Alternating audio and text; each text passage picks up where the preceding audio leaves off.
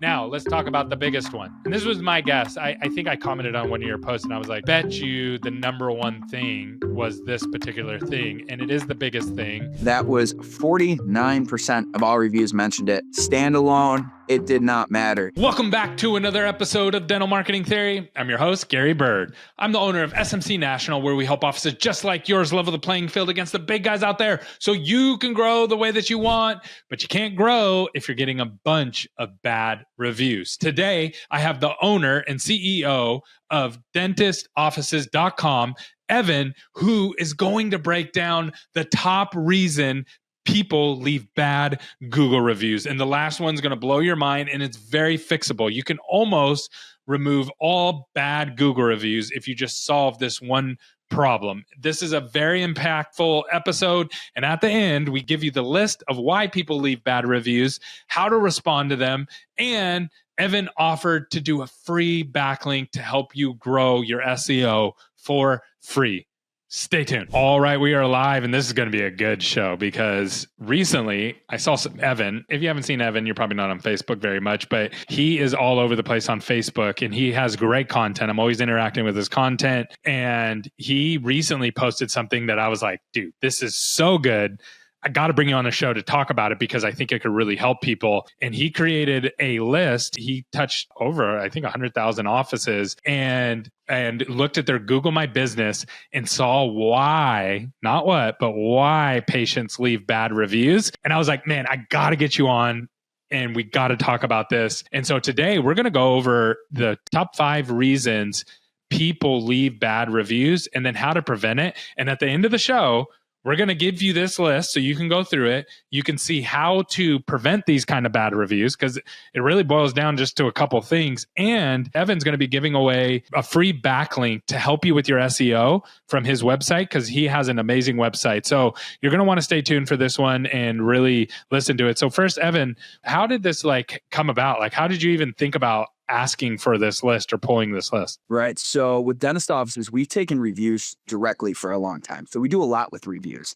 And we started seeing patterns in it. And just out of curiosity, I initially just started digging in to a few thousand of them, ones that have came directly through our platform. And I started looking and seeing that these patterns emerged regarding certain aspects of dentistry. So, I'd say we got bored a little bit, but we decided to run a much larger scale search across them to really understand better because it helps our clients, it helps our partners, and it's good to know. So we just started going through the whole list and we ran all different types of lookups and queries and did our best to organize it in a way that really helps to break down, what's going on out there. Sorry for interrupting the show, but I got something special for you. So we only got 27 more seats at our in-person event. We're going to be helping you grow in 2026. We're going to be putting together a growth map for you, helping you with attracting the right kind of team members, attracting the right kind of patients, and getting your systems in place for next year so you can actually grow. Now, this event is normally $499,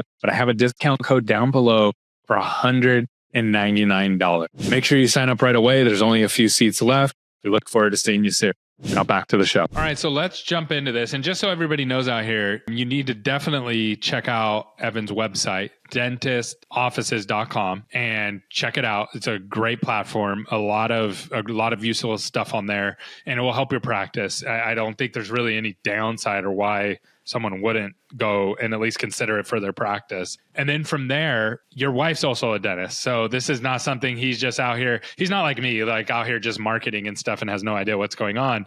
His wife is a dentist. He's very active on Facebook. So he understands dental, and this list really shows it. So let's jump into the list. Let's start on number 5. We won't start with the biggest one, but this was only about 2% of people said this one. They mentioned a dirty office, cleanliness, or the vibe or the feel of the office, which I would put into outdated, things like that. That was 2% of people out there that left bad reviews, was something of that nature. Yeah, it means that they mentioned that somewhere in the review. It was dirty office, cleanliness, hygiene, even infection was part of this search that we did.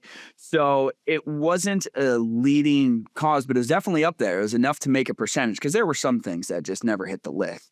But that was one of them that, but it was usually added on to the end. So it's just the icing on the cake, it seems like. Got it. Okay. So Now, is this something we should even tackle? Like, I feel like if you are dealing with this problem, you and I probably aren't going to be able to help them or give them any advice on avoiding this issue. Would you agree? Yeah. That's, I mean, obviously there's procedures that can be put in place for cleanliness, and sometimes it's the patient. Some patients think that dental needs to be sterile, right? And if they see that it's not like a perfectly sterile surgical environment, they can get nervous. So sometimes there's no help in this. It's just going to happen. Okay, so let's move on to number 4 then, which this one, it jumps a lot. So cleanliness, the vibe of the office, 2% of reviews, 25% of people mentioned, and again, like you mentioned it, like a lot of people mentioned multiple different things. Most people just don't say one thing. So 25% of reviews had treatment and procedures issues. So this is botched, bad work, pain, redo, fixes, things like that. And I kind of feel bad for dentists on this one because dentistry is a weird industry because what feels like good dentistry to a patient might not be good dentistry. And what feels like bad dentistry might be good dentistry. And so this one's kind of a tricky one. Yeah, it's too hard to tell. And a lot of the time, we're in a field where people don't always understand what we do. So how do you show what good work is versus bad work? And I've seen it. I know dentists who are doing top quality work and they'll still get a review every now and then saying like, oh, they did a bad job because the implant didn't take. There was nothing they could have done to prevent that. Right. But they still get a review for it. Yeah. So treatment and procedures. Do you feel like proactive communication is a big part of this and like planning for the worst? Is that part of how to avoid these kind of reviews? Yeah, it's definitely education, patient education, but it's also, you'll notice like you were saying earlier, a lot of these stacked up. So a lot of the time, if there is an issue in dentistry, it can be resolved. And once once it's like they're rude, somebody's rude to them on top of it, or they end up getting charged fees that they didn't expect, that's when it all comes out about the, poor quality work, because usually it's just going to be fixed. However, if a patient's coming back 4 times, you can't really help that. That's just... So let's just play a hypothetical, and I know it's hard to answer this, but let's just run through it. So if someone comes in and they have a great visit, everything goes super smoothly, but the filling falls out or the crown pops off or whatever, more than likely that person isn't just going to leave a bad review. They're just going to call and say, hey, fix my problem. Is that right? Of course. Now, it depends. But yeah, we had most people who were complaining about this had other things in tandem. So a lot of the time too, when they're going to call, let's say the hypothetical situation, it also depends how it's handled. Are you answering the phone in an active manner? If it's an emergency after a treatment and the patient's in pain, and the phone won't be answered and they don't know what to do and they have to go sit in the ER for 6 hours, they're going to leave a bad review. But if you have an emergency line there for them, people are answering the phones. And I know you talk about the phones all the time. You're going to get a much lower probability of getting a bad review for that. Such a good point. So in other words, I go in, it's okay. I had to wait 20 minutes for my appointment past what you said I was going to have to wait. I end up getting the work done. I got billed more than they said that I was going to get billed for. And no one communicated with me about that. And then I go home and then the filling falls out and I call the office and they don't answer. And then I have to call back 3 or 4 times before they answer for me to get back in. You're probably going to get a bad review at that point, right? Like, cause you triggered too many things along the way not to get a bad review. So that's such a great point. And again, if you want this list and you want the free backlink from Evan and his site, there's a link down below. You can go check that out. You'll be able to just put your email in and you'll get all that information for free. So now let's talk about the next one. This was just barely above treatment and procedures issue. So with 26% of patients, scheduling and wait times, 45 minutes plus was huge, but even double that was 30 minutes plus. And then also was mentioned canceled on me. So we already know what's going on here because dentists are notorious for running behind. Yep. And that's what it is. And you can be pretty much assured if somebody comes in, especially at a high-end office, you have a nice brand, you have great dentistry, it does not matter if they have to sit there for 45 minutes or an hour of their day waiting with other people in the waiting room. They know that they've been overbooked. They feel unimportant. That's something that can be controlled by almost every office we work with. And I'm curious, what your thoughts are on that side. There's the illusion of running behind and then there's ways to actually fix that, to your point, right? So like when I go to a dental office or a medical office and they're like, okay, your appointment's at 12, I show up, I check in, I get there early. 12 o'clock rolls around, 20 minutes later, they still haven't called me. There's 4 other people still in front of me. That's giving me the illusion, not the illusion, like you are running behind. But you can actually, if you can get people seated and beginning the process, like you can fix that, right? Like it's not a hard thing to stage people, get them into a room, get them sat down, and say, hey, we're going to get to you, and then start running through some of the things that you need to do with them. You can do that without having the feeling that you're running behind, but you actually are running behind, right? Yeah, no, that's exactly what it is. That's what we do at our offices. We make sure when a patient walks in, they go through intake, talk to the front desk. Within a few minutes, they're brought into the op. It does not matter if somebody doesn't like to use that op. It doesn't matter if the main dentist op is filled. They get brought into the chair. And that's so important. And that's why we personally have never gotten a wait time review, but we all run behind. So that's one thing that once the patient, at least if they're getting interacted with every 10 minutes, that wait time goes away. It's no longer wait time. So coming up with procedures to kind of direct the way the patient experience, moves forward is a big help. I think one thing for me, this wasn't in the reviews, but this is the way I think about it. If I'm sitting in the chair in the lobby, I'm probably on my phone and just scrolling, you know what I mean? And kind of like, okay, when are they going to get to me? When are they going to get to me? There's something that happens when I lay back in the chair and I'm still scrolling on my phone, but my brain changes. Like now I'm in my appointment. You know what I mean? Like there's a difference between sitting in an office chair straight up and laying back because you don't normally lay back. And so I would say get the patient laying back as fast as possible. I never even thought about that. That's genius. Yeah, that would absolutely work. It's like when you're on hold with any company, right? Some companies, they'll check in with you about every 10 minutes. Hey, I'm still working on this. If you were just sitting there that whole time with the hold music, it's going to feel a lot worse. 100%. So yeah, and I think everybody kind of expects 10 minutes. You know what I mean? It's when you get pushed up 20 minutes, 30 minutes. And I can see here that a lot of people left reviews for they made me wait 30 minutes. They made me wait 45 minutes.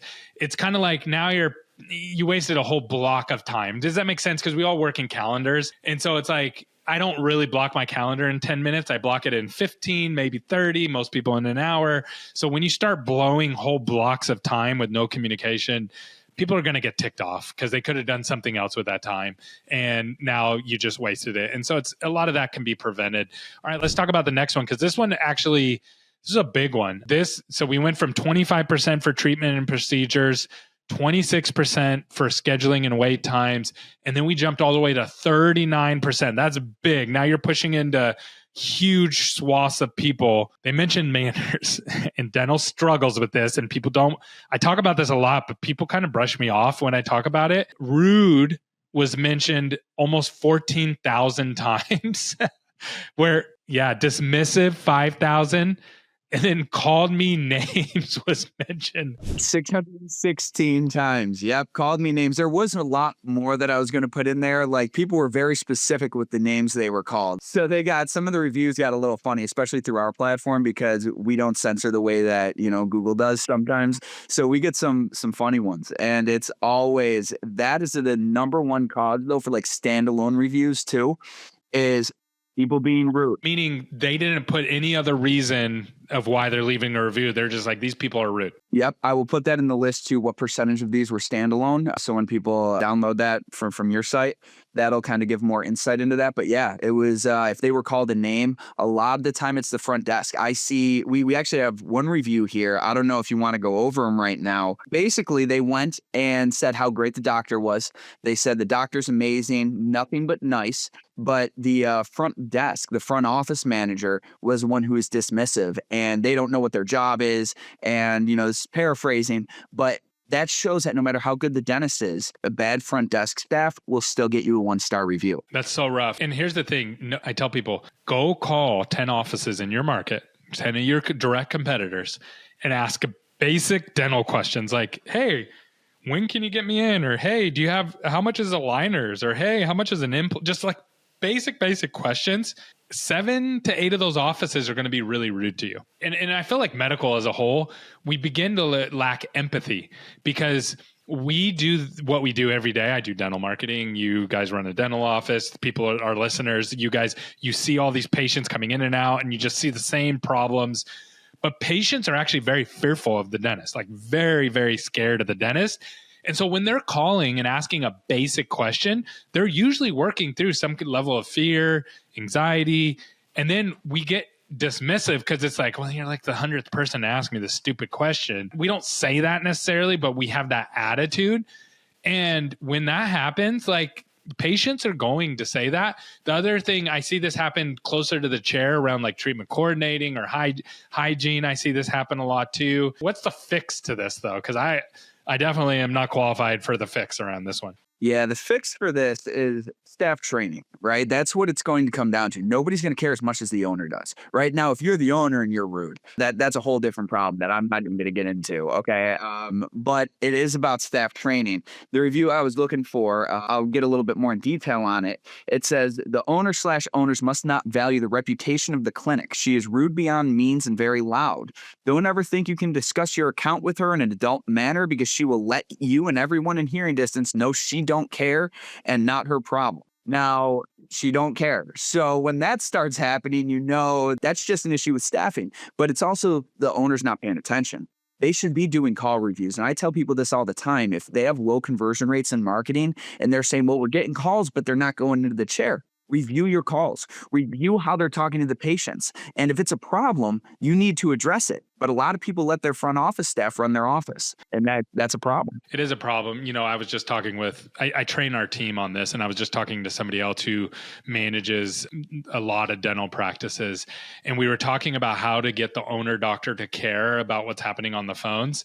And what happens is like, I have data for days, right? So our team says, hey doc, your team is converting at 50% with these marketing patients. You're losing thousands of dollars. Yeah, I know, hum and haw, you know, whatever. So what I teach them is, okay, when you get to that place where they're kind of empathetic towards the data because they've heard it so many times, you have to then send an individual example, because it's kind of like this. If you hear a politician on TV talk about, you know, SB 777, you know, this, that, and the other, and the economic impact, you kind of tune it out because you're like, whatever, bro, I don't care. But when they bring a little girl up on the stage or the platform and they say, hey, this little girl here lost her parents to drunk driving, and so SB 77 is going to prevent little girls like that from happening to little girls like this again, all of a sudden you care because it's an individual example. And so sometimes what you have to do is you have to send the doctor, and if you're listening to this and you're clients, I train our team to do this. You have to send them something that's going to light a fire under them, that they hear their team being rude, and they come to realize like, oh, we're being rude to patients, and that will light that fire for them to actually act more so than the data. You know what I mean? Yeah. Oh, that's a perfect example. I love that because I've seen it and I have seen it get fixed. Okay. But it always comes down to playing those calls back to the people who are on them. It's like you just said, making sure that they realize that they're being rude. First off, some people don't even realize it. They just think everybody's being rude to them.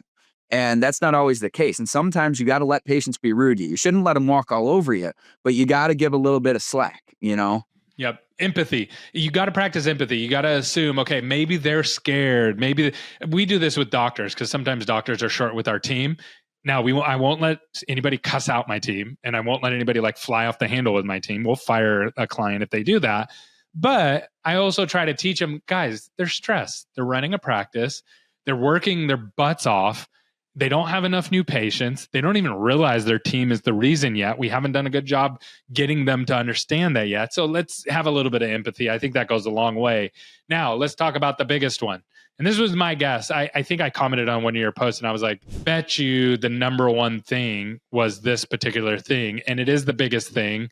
And it's the thing that everybody cares about. And it's money. It's finances. It's billing. It is. It is absolutely billing. That was 49% of all reviews mentioned it. Standalone, it did not matter. It was insurance related, cancellation fees. Cancellation fees were huge. They're actually pretty much neck and neck, insurance and cancellation fees here. And I want to clarify because a lot of people, when I said, oh, it was cancellation fees, they're like, well, we need to normalize that. I fully agree. We charge cancellation fees, right? But the problem is lack of communication about those cancellation fees. The problem isn't that insurance didn't cover it. The problem is that the office didn't properly educate the patient on how insurance works or didn't run the pre-Ds properly. They didn't do what was needed to show the patient you might owe something after if insurance doesn't cover it. Yeah. And so it's so easy because you got to train your team to make the insurance the bad guy. You have to. Like, hey, we're going to do everything. We aren't here to treat your insurance. We are here to treat you, the patient, and we're going to do what's best for you. And sometimes the insurance is going to go along with it, and sometimes they're not. And that we can't really control that. And we're going to do the best that we can to optimize it, but that's out of our control. And if you don't make the insurance the bad guy, guess who becomes the bad guy? It becomes you, right? Yeah, and you become the problem. And here's the thing, Dennis gets so mad about this, but I'm just like, how often do you talk to your patient? And they're like, oh, every 6 months for this long. How often does the insurance company talk to the patient? Probably never. So who controls the relationship? You do. You set all the terms, all the boundaries, all the expectations. You're just not setting proper expectations. Now, I want to jump into the late fee thing. So I think every practice should have cancellation charges. But I always, and you might disagree, and I would love to hear maybe there's a better way to do it. I always tell people you should have them, but you should never use them. And it should always go, hey, we normally have a cancellation fee, but I'm going to not charge it to you this time, but I'm not really supposed to do that. So just promise me you're going to, fix that, blah, blah, blah, blah. And what I have found when you present it that way is like most people comply, like the vast majority of people comply with that. And then you never get those bad reviews. What are your thoughts on that, or how do you tackle that? So that's not a bad way of going about it. We operated without cancellation fees at our offices and a lot of our partners' offices for a long time. But recently I did start pushing people to charge cancellation fee and to make it hefty. And the reason for that is because an office still has overhead, right? In any other world, okay, when you go in to do something, if you don't show up, you still pay for that. So dentistry, people have, and people are always looking for an excuse not to go to the dentist. They don't want to go, right? So it could be a sniffle and they don't show up. It's different from any other field of medical. People just don't show up. You notice people always make their cosmetic cases. They make their veneer placement. They don't make their hygiene. Yeah. Okay. So I'm not against charging it, but what I do say is that it's very important that when the patient makes, if you are going to charge it, when they make that appointment, tell them audibly, hey, you are going to be charged a cancellation fee if you change this appointment within 24 hours. What is the fee that you charge? Like, or that you said hefty? $75 to $100. Yeah, not too hefty, but I mean, some people do 20. Get like $500 when you. Oh, no. 75 to 100 is what I recommend. And the reason for that is because when it's hefty, you can cut it down and still say, you know what, I'll give you half off, or we'll give 50%. Usually the first one should be free. That's what we do for one person. So it goes into their chart. Okay. So we're on the same page. Like, I hear what you're saying. So you're talking about a multi-step process, because I know what dentists are going to do. They're going to be like, let's charge everybody everything. It's like, no. It's, you got to, first of all, you got to communicate and you got to make it very clear. If this happens, and it has to be audibly, I like that you added that, because I already know someone will try to put it in the small print. And the person signs and they're like, you signed that? It doesn't matter if they signed it. We all know that. We all sign a ton of stuff that we have no idea what we're signing. And then, so you got to say it audibly. And then when they try to do it, then you say, hey, I'm supposed to charge you this, but this time I'm not going to do it. Let's get you rescheduled, which is what I was saying at the first one. And then the second time you nail them with it if they do it again, because now you probably have somebody who doesn't really care, right? Right. If they already know, they're already aware, and they're making the choice not to show up. We have heard the craziest excuses, and it's always on hygiene visits, right? So you got to start doing the math. Now, it's a shame because there are people who do have real emergencies that come up, right? And you can use your best judgment. If a real emergency comes up, somebody ends up in the hospital, death in the family. Of course, have some empathy, have some compassion. But I've heard, everything from my house got robbed on my way here to it's just stories. Okay. And so that's why I will, kind of enforce that front desk charges them. But yes, usually first one's almost always free. And that helps to increase that level of communication where people say, now I know about it. You can never say you didn't know. And we've never gotten a negative review. And most of our partners who do it that way, never seen a negative review from it. All right. I love this. So if you just solve that this one thing with fees and how you communicate, and a lot of it is just, you're already probably communicating about it. And your team knows the answers. You just need to proactively communicate it. If you do that, half of your bad reviews disappear. Yeah. Is that right? Am I understanding it right? Absolutely. Well, it's going to contribute to half of them disappearing, right? It's all communication, though. And so you're spot on. If this factor disappeared, right? If you properly communicated every aspect of your dentistry, I'd imagine all that's going to be left is those 1 stars you get where it's unpleasable people, right? Because there are some people that will never be happy. Doesn't matter how good you are, how great you are. I have a guy I work with right now. He's a 5.0 on hundreds and hundreds of reviews. Amazing dentist. And there was just a situation where somebody was unhappy for something that was completely out of anybody's control. And it's going to ruin that rating. Hopefully not. But it's, then you got to worry about that just because you have one person who's a little unhinged. And so you can't avoid that. That's awesome. Well, okay. So we got a lot of things going on here. So we're going to, down below, we have a list of these bad reviews with the keywords that people left them in. This will help you get less bad reviews just by having this list. So Evan, you're going to provide that list for us. Amazing work on that. Number 2, you're going to get a backlink from Evan's website, which is very powerful because it has a lot of dentists on it. So very valuable from an SEO standpoint. Completely free. Just check the box that you want that. So you can download the list, get that backlink, just say yes if you don't want it, and mark no. And then also I'm going to include a training on how to turn your worst review into your best review by how you respond to it. So I'm going to give you the scripting on how to flip that around, because a lot of people read the bad reviews first. I do. I know a lot of people do that. It's a hack on saving time and not having to do a lot of work. It's just see what their worst review is, see how the office dealt with it, tells you a lot about the office. So I have that scripting for you. Now, tell us, Evan, just tell us a little bit about your company, what you guys do, why you do it, how you do it, all that good stuff. Right. So dentistoffices.com, it's a bolt-on to your marketing. It's a new flow of patients that you can tap into. And we are a smart directory first and foremost, but we also attract patients in a few different ways. Directly referred to us, we help to maneuver them around. The patients look to us as a guide through dentistry, help them find providers that, accept their insurance, that offer the procedures they need. So we have 150,000 practices on the platform, 10,000 that are actively engaged, registered users. We want to increase that, and it's free to join, right? But what's not free is that backlink. So that's why, people who watch you already know what a backlink is usually. But for those that don't, it's a way of giving your personal website more authority, because we have a lot of authority. So when we link back to you in a way that shows Google, oh, wow, these guys, you earn that authority. So I highly recommend that for anybody, and just join, extra patients for you, whether, you want to upgrade to one of the paid plans or you want to stay free, patients are patients. And I imagine Gary will agree with that. 100%. Especially free patients are the best ones, right? Yeah. The ones you don't have to work super hard for and push for. So awesome job, man. I really appreciate you coming on. I appreciate the way that you tackle all these problems. There's a lot of, obviously, people who do any kind of marketing have a bad name in dental. So I appreciate the way you're always just attacking this information and doing it in a way that builds trust and educates at the same time. I really value that. I try to do that, but you do an amazing job of that. No, you do an amazing job as well. That's why I always push anybody over to SMC, especially when they're looking for those marketing and lead gen services, because you guys do a great job. And it's all about education, right? That's all it's about. So if I can get out there and educate, the partners are going to come after. People are going to see and they learn, they understand authenticity. So that's what I'm going for. Awesome, man. Thanks so much for coming on. Let's do another one of these soon. I know you got some other cool resources coming down the pipeline, so I would love to do another one with you. And everybody here, check out the website, Evan's website. Also check out the free resources below. It's a lot of great information. Yeah, thanks for having me, Gary. I appreciate it.